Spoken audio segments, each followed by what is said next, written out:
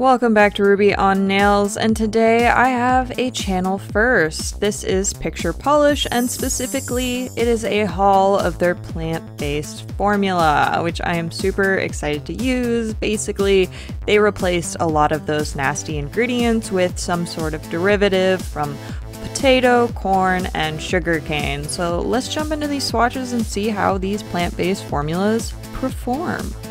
The first polish that I have is Wisteria, which is a beautiful bright lilac cream. This was actually a really beautiful polish and it performed super well. It was very opaque in one coat, though I did need 2 coats to get full opacity. I just wish I had picked up more cream polishes when I was placing my initial order. However, spoiler alert, I definitely think I'll be picking up more picture polish polishes. Ugh, that's a tongue twister. But I really liked how this polish performed. It was actually very long lasting. I wore it on my other hand for a full week without any issues. Another spoiler is that these polishes work just like regular nail polish. And I'm doing this video in order to provide people with an alternative if that is something that you personally care about in your own purchases. Wisteria is of course definitely a gorgeous polish, and if you're a lilac lover like I am, definitely pick it up. The next polish, Bluebird, is the reason why I even know about Picture Polish. This is the collaboration that they did with Kelli Marissa, and if I was doing a Picture Polish haul, I definitely needed to pick this one up as a fan of Kelli Marissa. I love this polish. It is a gorgeous blue and is a little bit different from what we see in Kelli Marissa collaborations, especially if you think about the recent ones where they lean in those blacks, purples, and greens. I adore this shade. It is a periwinkle blue with a bunch of different colored shimmers. We see some silvers, some blue, and some pinky purples, and it is just so bright and delightful.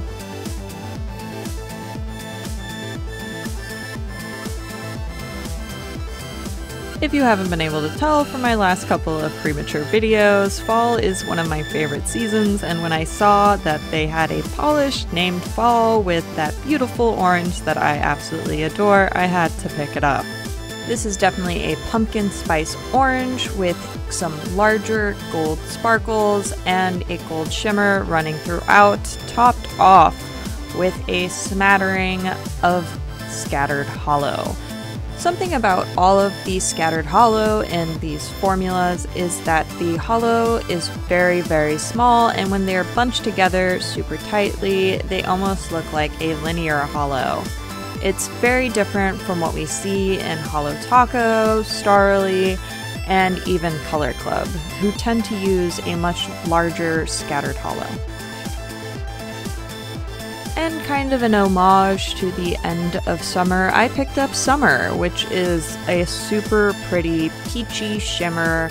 It has a gold shimmer running throughout. It's a bit like a white to yellow gold shimmer, and it has a ton of larger holographic flakies and some scattered hollow. This was definitely one of the sheerest polishes that I picked up from Picture Polish. Even with 2 coats, the nail line is still pretty visible. However, the formula seems to be going for more of a jelly-like feel, so we get more of a layered effect of all of these scattered holographic glitters.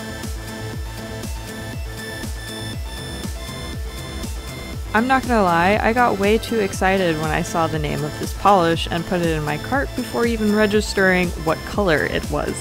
I'm about to butcher his name, but Bray Sand is a beautiful black holographic polish. It feels a lot like a jelly polish, however it is very opaque. It has a ton of different sized holographic glitters running throughout it, and it's honestly just the perfect representation of the High Lord of the Night Court. I wish I had bought the rest of these polishes, because I think there were a bunch of other polishes representing different characters in the Ahhh series. I'm in love. with the polish, not the character.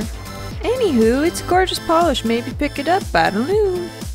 Moving right along, we have Dandelion, which is a beautiful linear hollow polish. It is a gorgeous kind of willow green, and it has a jelly feel to it.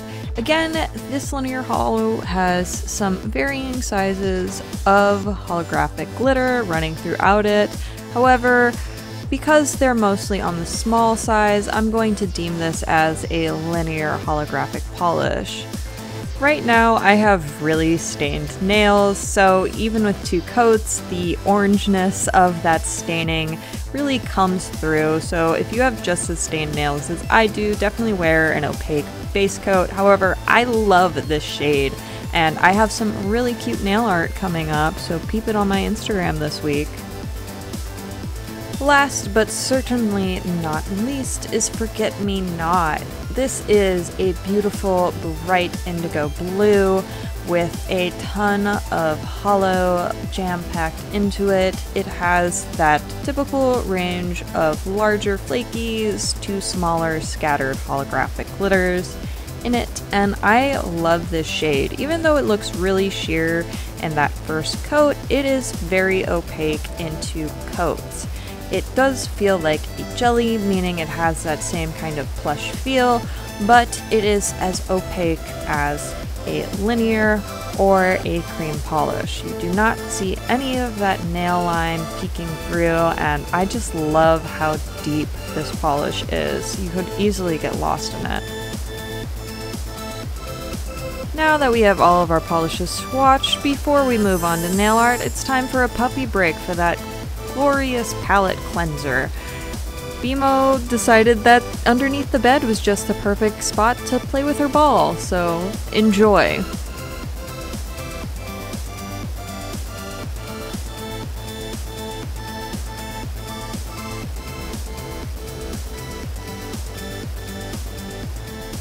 Now that you've experienced the true grace of a Malinois, let's move on to nail art.